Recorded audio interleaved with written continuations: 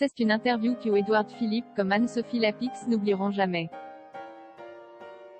Le 17 mars 2020, la présentatrice du 20h recevait le Premier ministre de l'époque.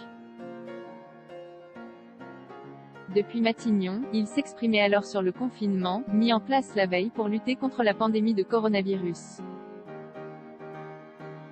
À l'époque, Anne-Sophie Lapix l'avait interrogé sur le retard pris par le gouvernement face à cette situation inédite. Est-ce qu'on n'a pas pris du retard en voulant à tout prix maintenir le premier tour des municipales, lui avait-elle notamment demandé. Depuis LHO accent circonflexe TEL de Matignon, Édouard Philippe n'aurait guère apprécié cette question.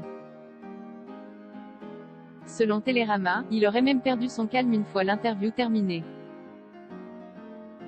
Si elle avait été en face de moi, je lui aurais mis ma main dans la figure, aurait lancé l'ex-premier ministre, fou de rage, à son entourage. Cet épisode, selon Le Monde, aurait ensuite été le point de départ de la mauvaise entente entre l'Élysée et le ton jugé trop offensif d'Anne-Sophie Lapix. C'est en partie pour cette raison que Emmanuel Macron, comme Marine Le Pen, aurait évincé la journaliste du débat de l'entre-deux tours, forçant France 2 à lui préférer Léa Salamé. Après cet entretien, la journaliste a été victime de nombreuses insultes sur les réseaux sociaux et avait décidé de fermer son compte Twitter. J'ai reçu un torrent de bouse sur les réseaux sociaux, décrivait-elle aux Parisiens. Et de répondre à ceux qui l'avaient trouvée trop complaisante avec le locataire de Matignon. Dans ces conditions, c'est compliqué de couper son interlocuteur. On se sent un peu coincé, précise la présentatrice du 20h. Avec le décalage du son, ce n'est jamais un exercice facile, ni pour l'une ni pour l'autre. Anne-Sophie Lapix a une totale indépendance comme Édouard Philippe. De nombreuses figures politiques redoutent d'être interrogées par Anne-Sophie Lapix.